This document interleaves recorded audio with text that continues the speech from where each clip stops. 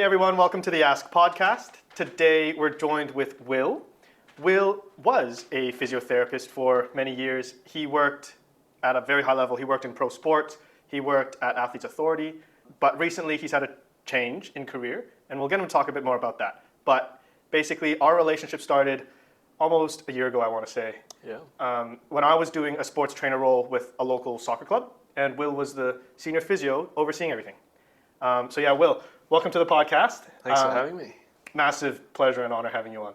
Good to be here. Okay, we're going to kickstart this podcast with a little game of two truths and a lie. Yeah.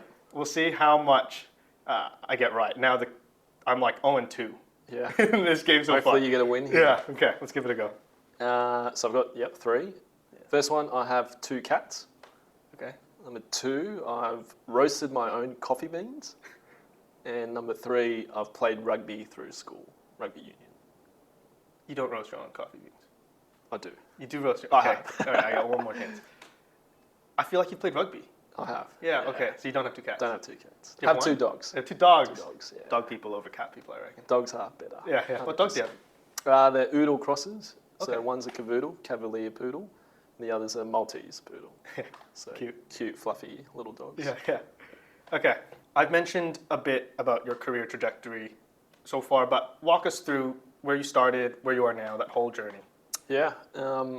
Honestly, I think in year 12, I didn't really know about physio until sort of mid-year. A friend actually recommended, you should look into physio. I think it might fit you. So I started looking into it, and I really enjoyed health generally. I enjoyed sport. I think it's something that I've always grown up with. So that's when I sort of started to look into physio, applied for the uni degree and went through Sydney Uni. But I sort of knew that in that time there were a lot of physios graduating from university. So in the back of my mind, I've always thought, how can you be that one person that can stand out? Like, what do employers actually see in an individual that makes them more employable?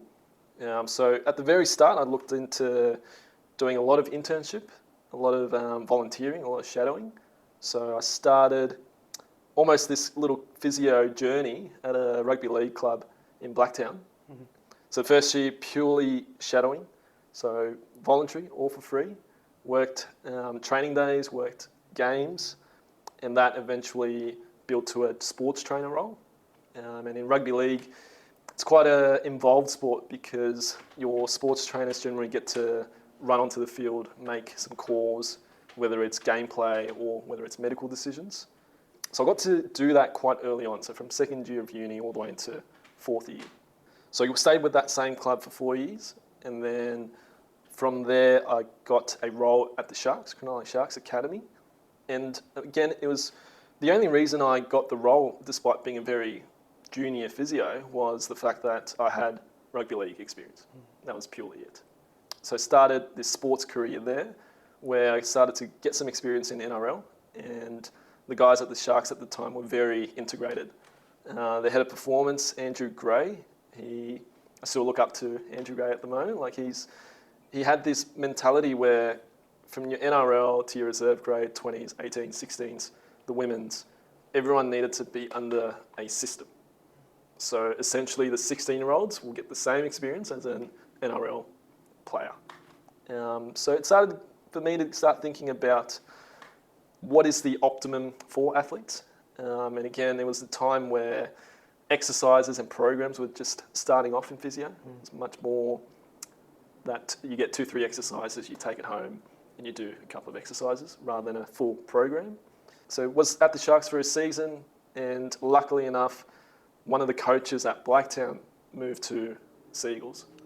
And he approached me and asked if I wanted to have a role at the Seagulls. And at the time that was for the under 18s, which I accepted. I started working at the Seagulls, and luckily it was a time where the NRL head coach had changed. Des Hasler was coming on board, and that meant a new medical team as well. So the NRL physio, James Rami, he was a new head physio, and I got to know him quite quickly and quite well. And from there were progressions at the Seagulls. I started to work alongside the NRL team, and all in the midst of that, was working in a private practice called the Sports Physio Clinic. Yeah, okay. Yeah. And then afterwards, did Athletes Authority happen straight after? Yeah, so no, not exactly. I was at the Sports Physio Clinic for about 3 or 4 years, I think. And again, there met a physio colleague of mine, Alan Robinson.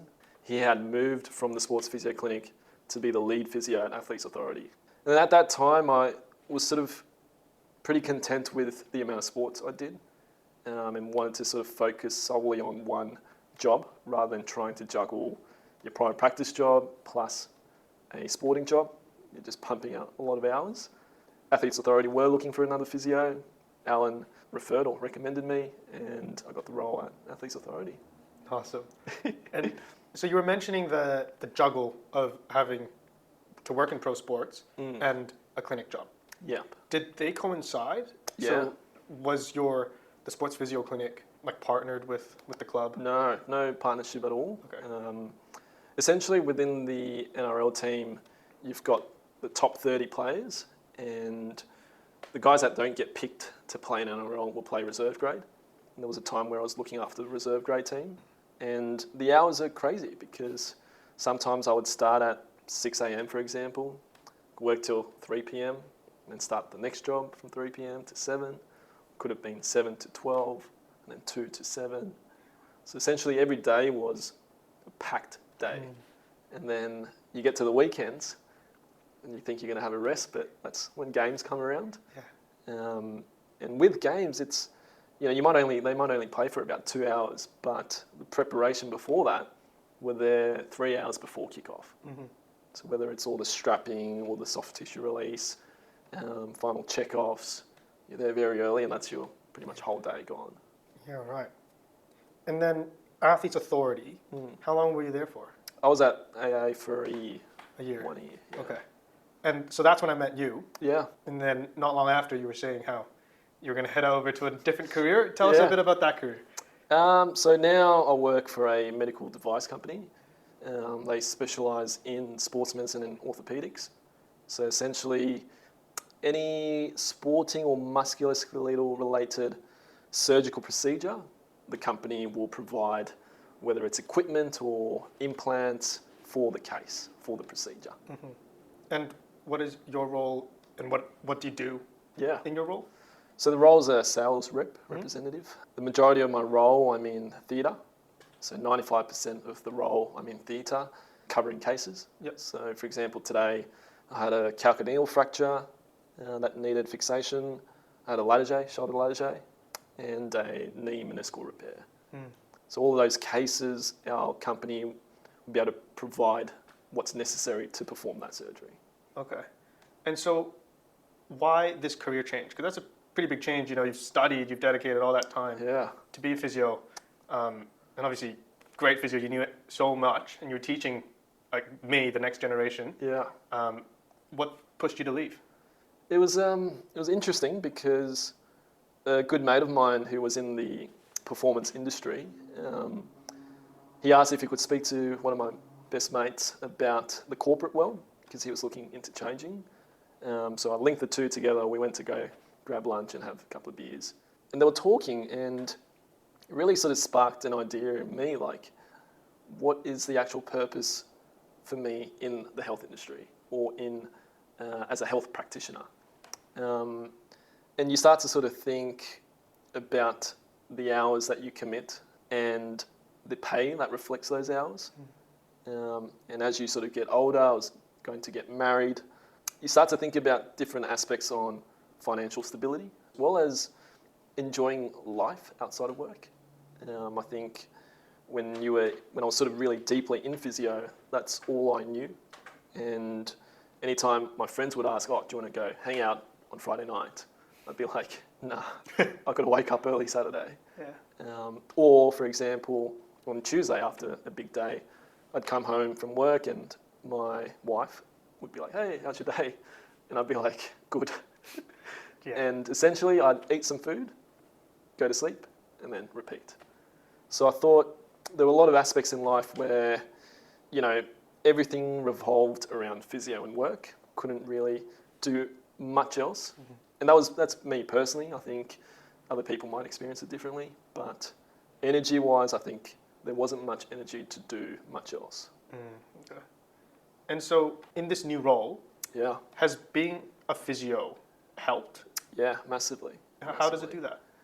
I think as a physio, you spend a lot of time listening to your patients or athletes, and you really want to think about what do they actually want.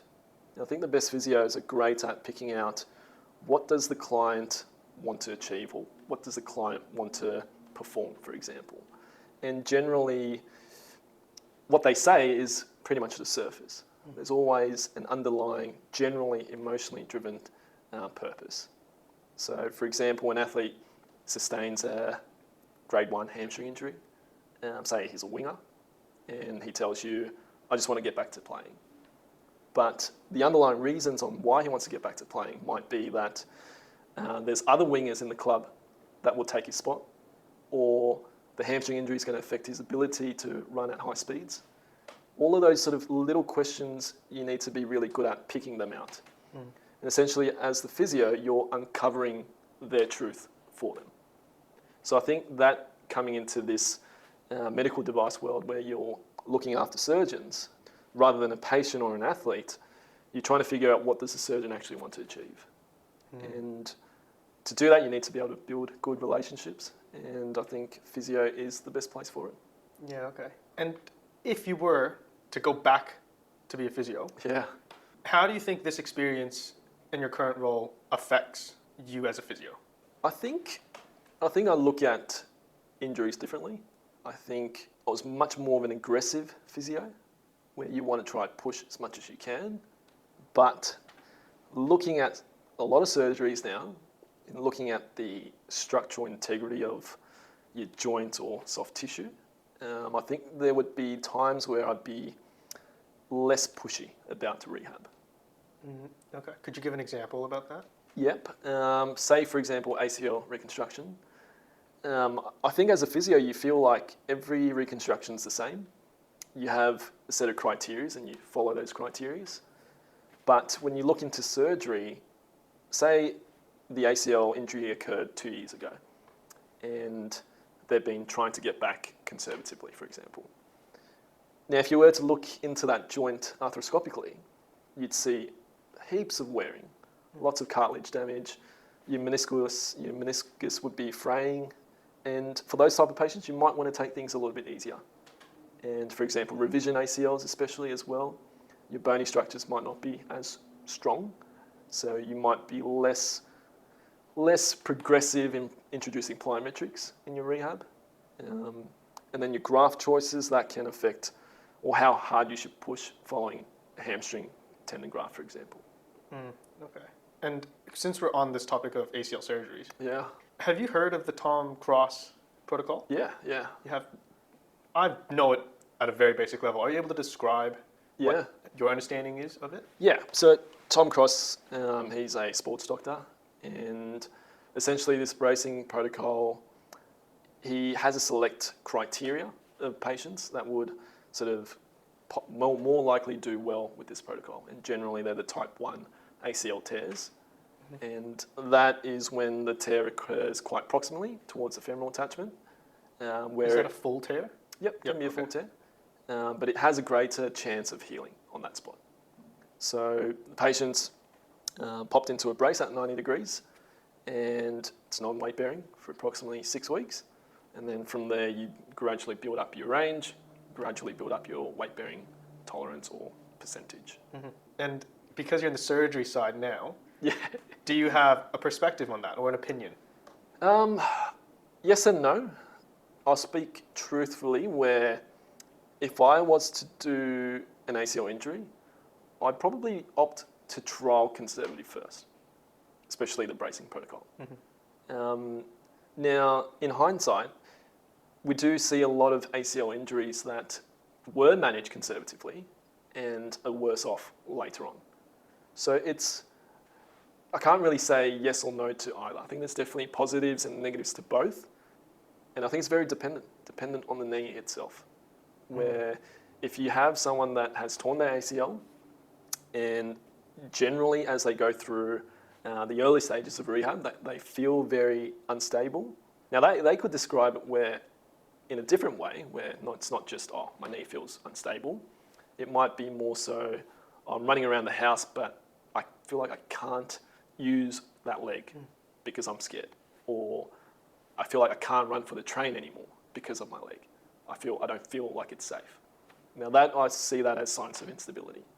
And if you were to continue that person on a conservative path, I think they'd do very poorly. Okay. And it'd be much more optimal for them to have a surgical intervention where the stability of the knee is restored. But do people with full ACL tears, do they ever describe it as feeling stable? Like, do they feel like they can do stuff on it? Yeah, for sure. Okay. Definitely have had people and athletes where they've torn their ACL and they're back to training, have no instability episodes, they don't feel like the knee's giving way, they feel strong and confident. Yeah, wow. So they're much bigger copers than other people. Yeah, okay. And so the different grafts people use in reconstruction, Yeah. are you able to name a few? Yeah. And like pros and cons? Why would you use one over the other? Yeah. Probably a very loaded question, but. Good question. Right now, you've probably got three best options. You've got your hamstring tendon, which is your semitendinosus. If the semitendinosus is quite skinny, thin, the surgeon will opt to utilize a gracilis tendon as well. So that's one option. You've got your patella tendon, which is a bone-tendon-bone graft. And now you've also got a quadricep tendon. Now, in terms of the hamstring tendon, for rehab, it's tough. It's very tough. You're losing a very long tendon. For a semitendinosus, you need to harvest around 27 centimeters, approximately. Wow. So that's a long tendon that you lose. Yeah. And your hamstring, especially your medial hamstring tendons, they also assist with dynamic stability. But if you were to go through rehab with a hamstring graft, I think a lot of physios can testify that regaining its strength is tough. It's tough for professional athletes. It'll be very tough for your general population. Okay. Now, in the US, a lot of people, or most surgeons for high athletes, utilize the patella tendon. They feel like it's a very solid graft. And you sort of need to think about how people develop. Most people are quad dominant. Most people spend their time utilizing their quadricep muscle over their hamstring muscle. So in terms of the collagen matrix, your patella tendon, as well as your quad tendon, will be solid, really packed, really strong tendons compared to a hamstring graft. Now, the quadricep tendon was quite popular a couple of years ago, a couple of decades ago, but they had high failure rates, so they've sort of disappeared, but now they're definitely coming back. Why is that? In terms of harvesting techniques. Okay. So when you harvest a patella tendon, you need to saw off some of your patella and saw off some of your tibial tuberosity. And the graft, you need to use a blade to cut the graft. So it's very dependent on the surgeon's ability to cut a graft that they want. Okay. Now, the quad tendon, there is now a device where you're able to produce a cylindrical graft, and you can choose what sort of diameter that you want, whether it's an 8 mil, 9 mil, 10 mil, 11 mil, for example. So the reproducibility is quite good. Okay. So I think now in Melbourne, a lot of surgeons are using quadriceps tendon over hamstring, for example. So if you're taking a patella tendon graft, Yeah. like logically you would think a lot of people come out of that with patella tendonitis or Yeah. I guess anything patella pain. Yeah. Is that common? Is that something you would see? Yeah, of course. But it's just something that I feel like it's a little bit easier to rehab. Okay. Because there are so many ways to develop strong quads. Mm-hmm. Now, there are a lot of ways to develop strong hamstrings, but they're not really muscles that get massive. Whereas the quads, you've got countless exercises which you can isolate the quads quite easily They're more fatigue resistant, which means you can rehab it harder. And I feel like the regeneration of those collagen fibers would be better because you essentially close the tendon back, whereas for a hamstring tendon, that tendon's gone. Right, okay. Yeah, you lose that tendon. When we're taking grafts out of these 3 spots, Yeah. surgically, what's that procedure looking like? Because now I'm imagining you've got your hamstring, like the entire muscle, and you're just Yeah. chopping it off here, and you're taking the rest out, and then it's just left like hanging. Yeah. That's now the image I have in my head. Yeah. Is that Well, correct? that's what it is. Really? But so mostly for the hamstring tendon, they will use a device, a little tube that sort of feeds through the hamstring tendon, and it gets all the way up to sort of that musculotendinous junction area, and the tendon's cut from there, and then you pull that tendon out. And what's left? In terms of the muscle, Yeah. I think the muscle just scars down. Okay. Yeah. And then what with the quad and the patella tendon, is it similar? You were talking about how you'd have to saw. Yeah, well, the sawing for the patella tendon is for the bony prominence, the bony block. You have the option of doing a complete thickness or a partial thickness. Generally, surgeons will go complete. Okay. But say if this is your patella tendon, Yep. you essentially take this portion and then you stitch that back together. So you still have a patella tendon. Okay. Same with the quad tendon. If it's a complete thickness, then you'll take that tendon and then close the tendon. So why do they opt with a complete tear? Or complete thickness, sorry. Complete purely because you're able to get a better tendon, better graft. Okay. Because remember, in an ACL surgery, the graft is almost the most important aspect. It's your new ligament. You could screw up in other areas, but the graft is what's going to protect the knee joint. And then when they take that tendon out, what does it go through to become the new ligament? Yeah, so there's lots of different techniques. We mainly use tight ropes. So you essentially have the tendon, you fit 2 tight ropes on each end. You need to drill 2 holes in your femur, one in the femur, one in the tibia, and you feed that tight rope through, and the graft sits in your joint, and that essentially, over time, will become your new ligament. So it In doesn't go simple through any, terms. it doesn't go through any processing. No. Okay, cool. All right, well, we Yeah. had a very big tangent on ACLs. We'll come back and talk a bit more about career advice you have Yeah. for us new grads. Sounds good. Okay. You don't need 27, but it's the best way to. The thing about hamstring tendons is everyone has general pop, they have shitty tendons, especially females. Their tendons are so skinny. So in terms of a graft width, you want about 8 mils. Females, you'd get like a 6 mil tendon, and then that we know for sure that the re-rupture rates are massive. So then they try to incorporate the gracilis on top of that. But say if this was 27 centimeters, we do this. Okay. We whip stitch this portion, and then we feed it under again, and that's your graft. Yeah. Okay. So from 27, you get about 6.5 or 7 centimeters. Because it has to fold on itself. Yeah, fold itself to get that thickness, and then about 20 mils goes into the femoral socket, 20 mil goes into the tibial socket, and then you're left about 35 to 40 in the joint. Yeah. Okay. So if you have a really short tendon, then you're like, oh shit, it's going to be too short. So then you wouldn't quad. That's a quad graft. You do a triple strand like that. Okay. But then that obviously means that your width is going to be smaller than a quad tendon. Yeah. Does it mean it's a large portion of the semi-10 that you're taking out of? Yeah, it's gone. The whole thing's gone. The whole thing's gone? Oh, it's gone. Oh, geez. Now, this bugged me a lot. Like when I was in physio, like I'd watch surgeries and be like, isn't that I thought they only take like a bit of the hamstring. That's what I thought too. Surely you leave the hamstring so it stays, but no, it's the whole thing. The whole thing goes. But So you only why? have 2 hamstring muscles. Yeah, membranosus and Oh, biceps fem. Why the tendinosis Hey, tendinosis. or semitendinosis? Oh, because it's a long tendon. Okay. Yeah. Yeah. Okay. Biceps you wouldn't take. Yeah. The knee's gone. So, after the tangent with the ACL stuff, let's come back to athlete's authority. Yeah. It's it's something very interesting for me personally, and I'm sure a lot of other physio students, because we see it everywhere. Yeah, cool. Yeah, so like they got heaps of articles, they got podcasts going, their Instagram, obviously a lot of content. Yeah.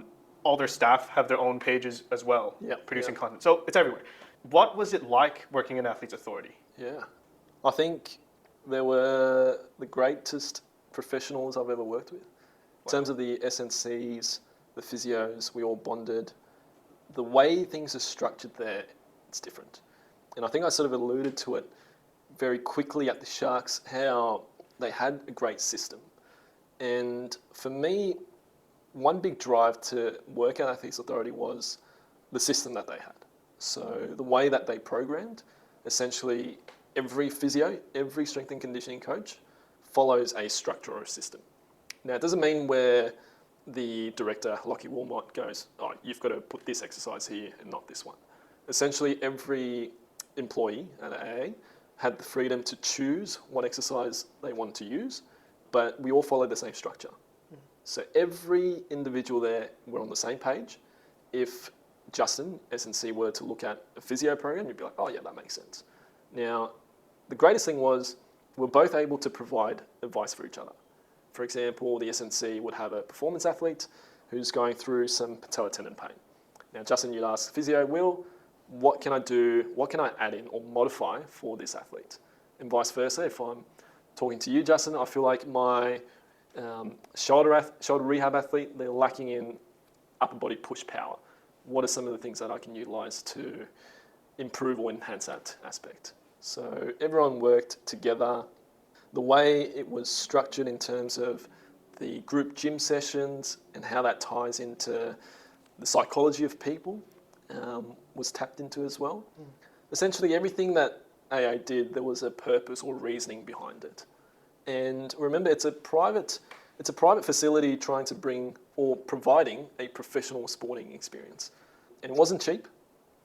Essentially, the prices were very high, which means that you attract the right people, but there was a way of describing what athletes or clients were getting into.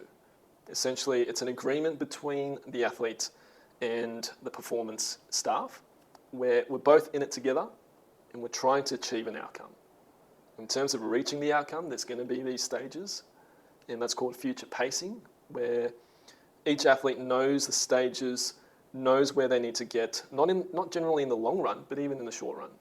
And that keeps them motivated as well. And so if the physio and the S&C follow like the same structure, Yep. I guess what differentiates them? Yeah, so I guess within AA you have two departments, the performance department and the rehab department. So as a physio, you're responsible of managing athletes. I had about 25 to 30 athletes. So for each athlete, they each have a program, they each have a management plan, and we also have weekly physio reviews. So whether that be going through treatment, whether that be going through testing, whether that be going through specific analysis of movement or running drills, for example, that was sort of your physio role. And another great thing is you've got your gym sessions as well as your running rehab sessions. So it's all sort of tied in together. Okay. And so how would you describe, I guess, how it's different? How Athletes Authority is different to working in a pro sport team environment? Yeah. And even, I guess, more obviously though, like a private practice clinic. Yeah. I think in a private practice, if we really be true to ourselves, the way you're not providing the best treatment, essentially. Generally speaking, your patient is there to get a short-term relief. Now, people are very emotionally driven. If they have back pain or an acute episode of back pain, they want their pain to settle and then they're able to function better. Now, generally that's going to take a week or two. Now, if our goal is to make changes in lives and as well make physiological changes, we know that it's not going to take a week or two. Within a week or two, most likely it's going to be natural history. People get better after acute injuries. So I think that's what private practices promote, which isn't a bad thing, but what Athletes Authority does different is a grade 1 ATFL sprain, we know that's going to take a week or two. But there are other aspects within your body, within your performance criteria that you can further enhance, and that's going to better enable you to perform better on the field, as well as reduce the risk of injury. Now, doing 2-3 exercises once or twice a week may get you better, but committing to 3-4 times in the gym, going through your running sessions, that's probably going to yield more benefits. Mm-hmm. So what AA definitely does differently is it attracts different people. Mm-hmm. And it's a commitment between both parties, understanding an injury has occurred. It may take 2-3 weeks, 4 weeks to get better. But if I really want to be a better athlete, then there are more things to be done. Okay. How does Athletes Authority differentiate from a pro sport team in terms of you working there as a physio? I think in terms of the role, it's replicable. Okay. Within a sporting team, you've got a group of athletes. They could be in your rehab crew. You program for them. You treat them. Do reviews often. Do testings often. You do rehab run sessions. You do recovery. And everything you do within a sporting team, you would do at AA. Yeah, okay. And then as a business model, what is it like for Athletes Authority? Yeah, so the pricing is if you were to have a short-term injury, the commitment would be 3 months. And say for the longer-term injuries, that could be 12 months. And that's $187 per week. And a lot of people commit. Yeah, wow. Okay, cool. Provides a lot of insight on AA. You speak big words about it, though. It is. It's definitely a good facility where, again, I think as a physio, you don't want to be a physio that purely tells your patient what you think, because their perception on reality is completely different to yours. And truly understanding their perception of reality will make you a great physio. Yeah, okay. Wise words. And that's something I've learnt at Athletes Authority. Yeah. Really trying to figure out what your client wants. Right, okay. We'll come back to that maybe a bit later. Yeah. But in terms of general advice for upcoming young physios, do you have any advice or forewarnings, so both sides of the argument, when it comes to picking sports physio as a career? Yep. I think advice-wise is get lucky. Okay. Now that sounds very silly, but say for example there's a raffle competition, and say Justin, you're pretty smart and you've got a lot of money. You go, there's 100 raffles, you're going to buy 80 of them. And I go, oh, you know what? I'm just going to buy 2. You're probably more likely to win the raffle. Now, you might not win the raffle, which is okay. The next raffle, you'll do the same thing. And again, more likely, you will win the raffle. So I think in terms of, as a physio, to increase your chances of being lucky, it means you need to get yourself out there in sporting teams, sacrificing some hours. And a lot of the times it's going to be voluntary and shadowing. A lot of the times it's going to feel like you're not doing much because you're just observing, but that's going to increase your chances of a role. So I think picking out areas that you're interested in, whether it be a specific sport, but when you do work for a team, you want to be involved in the team. Now, sports coverage is good, where you're just covering a team or a school, for example, on the weekends. But I think where you'd find the most benefits would be where if it's a 18s rugby league team and you're with that same team for the whole season. You're there during pre-season, you see the players that might get injured, they go through their rehab, go through competition, you might go through finals, etc. Those are the teams that I'd be looking out for. Okay. So ones that you can follow. You'll follow throughout the whole year. Yeah. And you also want to think about clubs where you can see progressions. If it's the local soccer team, and that's the only team they have, that might be your jam and that's okay. But if you want to make those progressions, then you want to be at a club where they might have a 16s team, 18s, an academy side, 20s, reserve grade, first grade. So you're able to see, at least for yourself, I might do 2-3 years in academy, I might progress into the under 20s, might progress into reserve grade, into first grade, for example. Yeah, okay. So being specific, again, say, for example, your local soccer team, you might be worth 5 raffles. Working for a professional team that has all these under teams, that might be 50 raffles. Trying to increase your luck. Yeah, I like that Purposeful. one. Yeah. What about the other side of sports? Yeah. The warnings. I think it's genuinely a grind. I think you need to be in it for the long term, having a really good understanding of why you're doing what you're doing. So why do you want to become a sports physio? Is it purely to work in pro sports? Is it because it's fulfilling? I think if you know why what you're doing, it helps. But understanding it's very sacrificing. It's a lot of hours that you need to use up. And with that, that's energy and relationships. So I think you need to be realistic about that as well. And in truth, as a physio, you don't earn much.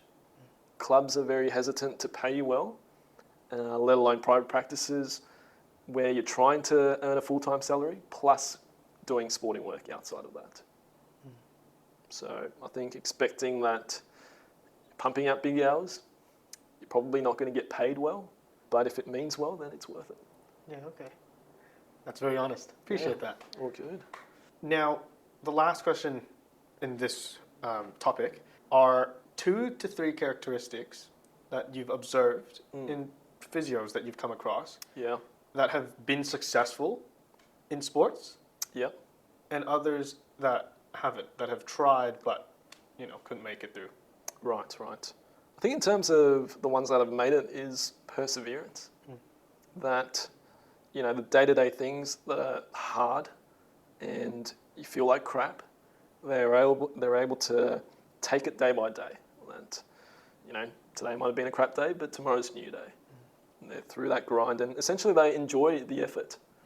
So, and I think that sort of comes to the next part where generally the people that don't do too well are the ones that purely want to progress as quickly as possible.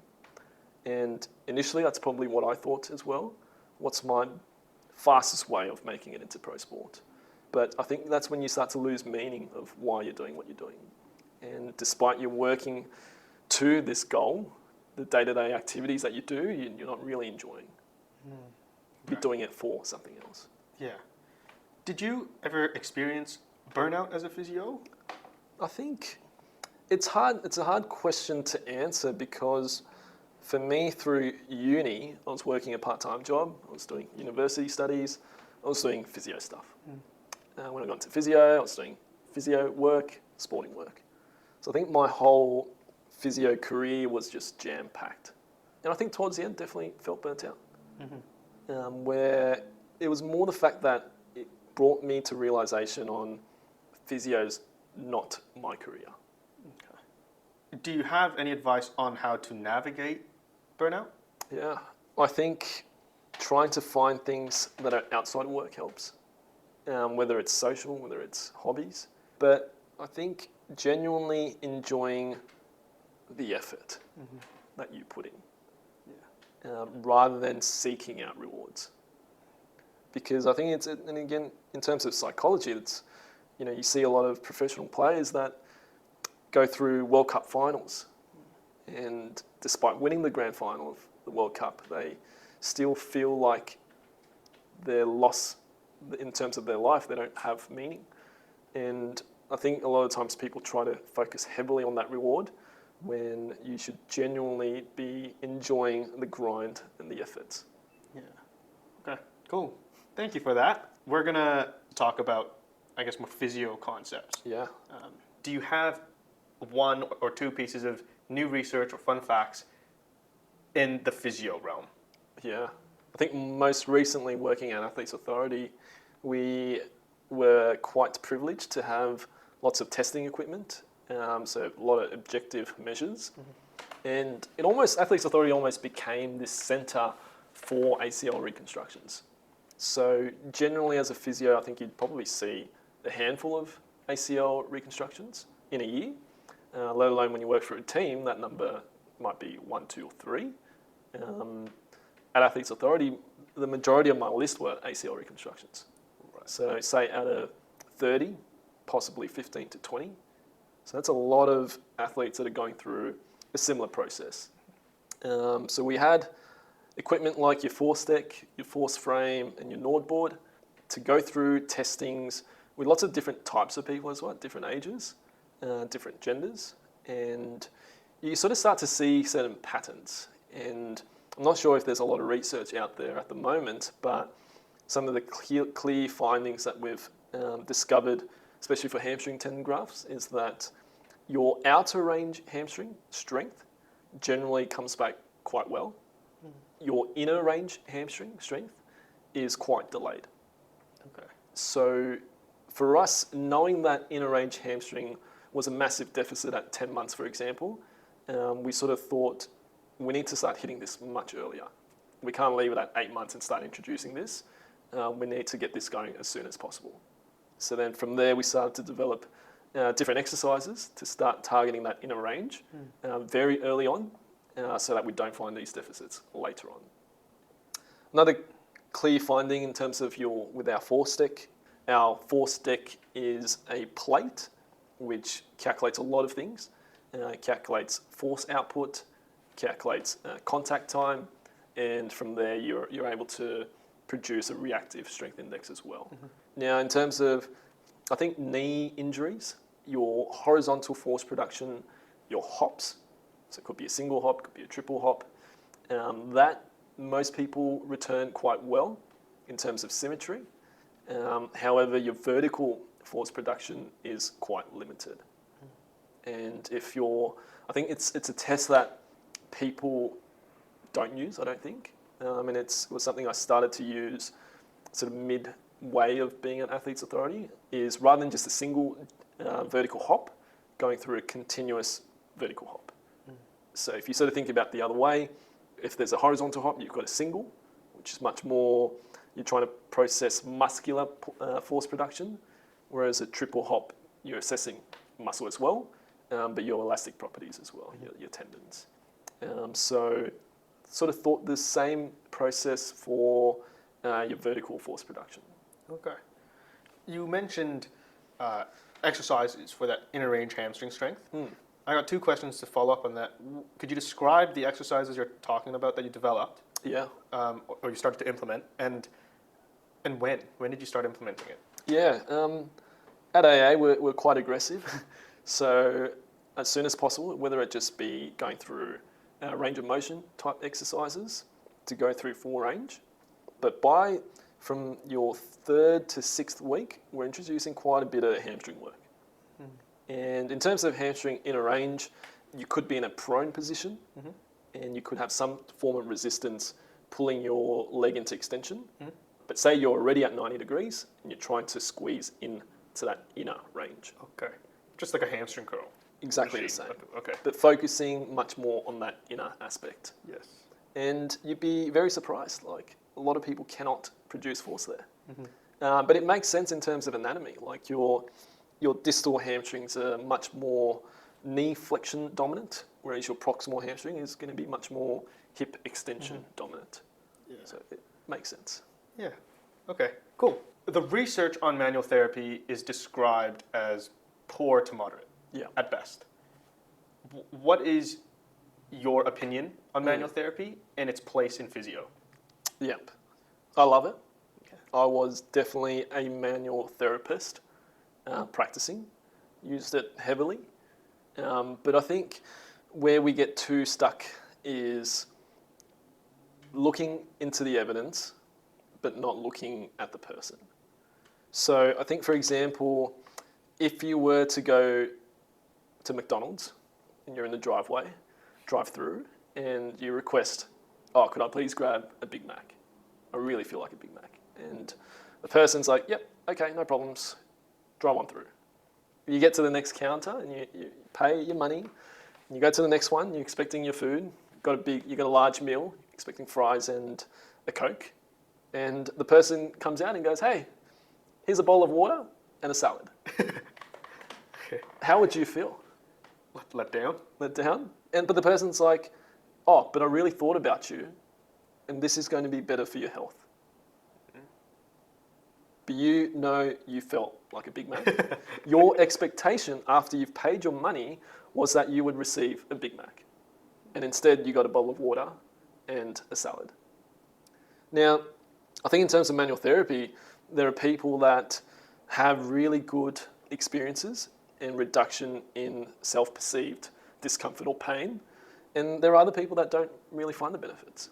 So I think when there's a person that finds benefit in manual therapy, I don't see the reason why you shouldn't do it. Okay. Now, I think we understand that physiologically there's not going to be much that changes. But in saying that, following acute injuries, your muscles will increase in tone, and some injuries can be caused by tone, like your adductors causing your pubic pain for your young athletes. So I think manual therapy does have a place. Okay. I enjoy getting massages and mobilizations. I have a very stiff thoracic spine, and the only way I get relief is through manual therapy. And it's temporary, but that's okay. If I continue to do self-mobilizations or have my wife press on my back, then it's going to be good. Yeah. I will feel better. So I don't think we should get caught up in the fact that a research study has proven manual therapy doesn't improve lower back pain. That's okay. Okay. I like that take. Thanks for sharing. Yeah. The next question we have is, you working in a medical field, has that changed your perception of surgery? Definitely. I think certain surgeries are great. I think when you see body parts being opened up, seeing the integrity of some tissues, and seeing how certain genetic changes that might have occurred, for example, around your calcaneus, there's a growth that could occur and cause compression on the Achilles tendon.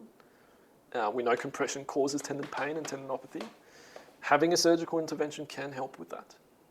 And there are certain surgeries that are really frowned upon within the physio industry. That could even be an ATFL reconstruction or repair, a Brostrom repair. If you were to open up an ankle that's gone through repetitive ankle sprains, although we think the ATFL heals and heals well, the tissue that heals is never the same as a ligament. And with technology now, things are very minimally invasive.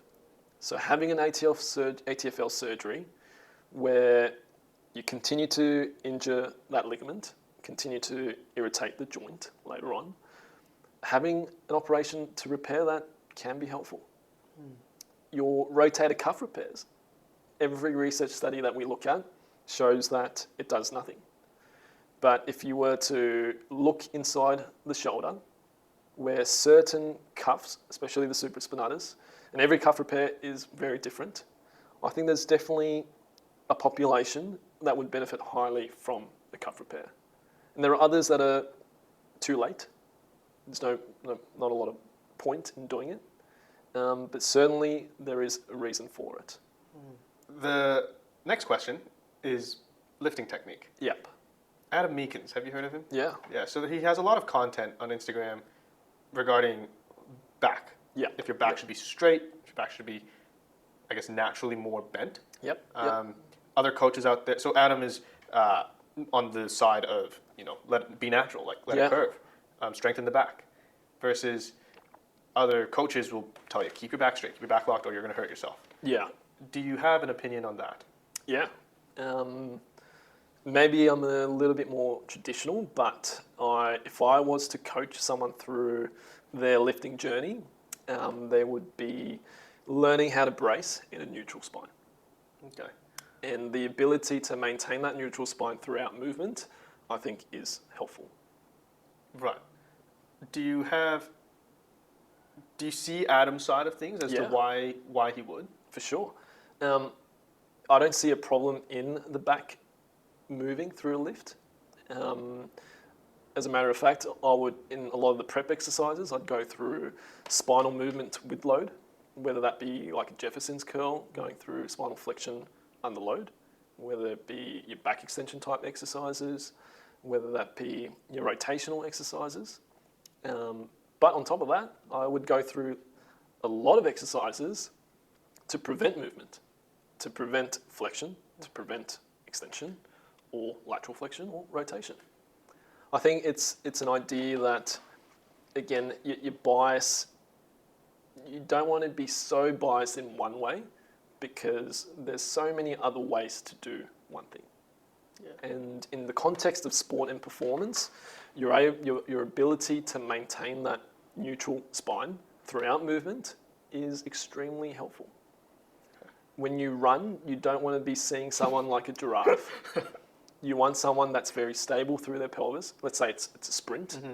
They're producing force through their lower limb while their upper body, your pelvic region stays relatively stable. You're better able to transfer force. Mm. So, and again, it's almost an art. And when you coach these movements, you'll be able to see it as well. If you see someone pushing a sled to work on someone's acceleration, and every time they press down onto their leg, their spine breaks or moves, you know that they're not withstanding force appropriately. Mm-hmm. And for that person, anti-extension exercises in that neutral spine, if not more posterior pelvic tilt, is going to be very beneficial. Cool. Thanks for sharing that. That's really good reasoning behind that. So different reasons to what you're trying to achieve. Yeah. I guess the purpose of all these questions is to know the why. Yeah. So that was really well thought out. Thanks for that. Cool. Last question here is regarding plantar fasciitis. Yeah.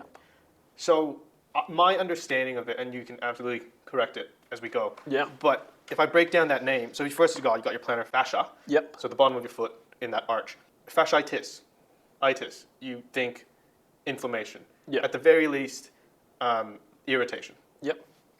So uni and a lot of physios that I've seen, one way they manage the plantar fasciitis is through rolling. So they get a little ball and they tell the person to step on the ball and roll through. In my head, I thought that would aggravate it. Yeah. Because if you think of it, you're compressing something that's damaged. Sure. You're adding a mechanical pressure to it. So if we go back to an earlier topic we touched on, you got your cork. Mm. Like you wouldn't want to push on the cork. Yep. So do you mind clarifying anything there? Yeah. I think a better term would be plantar fasciopathy rather than the itis. I think generally with your tendon sort of pain, we're moving away from tendonitis to tendinopathies, where it's a complex mechanism where it's not purely inflammation. It could be inflammation early on. It could be the tendon sheath that could be inflamed. But in this context, I would definitely roll out my foot. And there's a reason to that, and there's something I would avoid as well. I think with plantar fasciopathy pain, the pain would originate in that insertion, which is on the medial side of the calcaneus. So I would definitely not recommend rolling through that insertion. For example, even with an Achilles tendon, an insertional Achilles, you wouldn't want to be running on that tendon at the insertion. Now, the fascia is the most superficial layer, but you've also got 3 other layers underneath that are more soft tissue. So again, rolling with a trigger ball could help reduce tone in those muscles. We know that lack of big toe extension can impact plantar fascia pain. So working on the intrinsic muscles could possibly improve big toe extension. And we also know that there's a few nerves that run through that region as well. So plantar fascia pain can become nerve related. So if we can desensitize that area, that could help as well. But again, it's one piece of the puzzle. It's to relieve pain. Is it going to fix the problem? No. What's caused the problem? Most likely a load-related issue. So I would incorporate plantar fascia rehab with foot and ankle strength, and that involves the calf massively. Mm-hmm. But having your foot in different positions, getting your foot and ankle strong in different positions, is going to help massively. Could you name a few exercises? Yeah. Just kind of expanding that repertoire, because the big one that we were taught in class was you got a towel, you put your big toe on, and you start doing calf raises. Oh, right. Yep. Yeah. Or the other one is like just towel crunches. Yeah, towel crunches. So those are kind of like the two, like, all right, you got plantar fascia, like, yeah, let's go with that. Yeah, look, I would not, me personally, wouldn't prescribe towel crunches. One, it's a hard exercise to do, and I think the foot and ankle is much more resilient than towel crunches. We spend our whole life moving around, running around, jumping, changing directions. Your foot region is built for resilience. Mm-hmm. So going through, again, if the patient is able to tolerate these type of movements, going through walking with your foot in different positions, whether that be tiptoe, whether that be more pronated or inverted, everted, or supinated and inverted. Yep. Going through that towel calf raise is a great one because, again, you're putting your big toe into more extension, which lengthens the plantar fascia. It wouldn't be my first exercise. I'd be going through your more traditional calf raise type exercises. Into much high load. We know that the calf can tolerate extreme loads.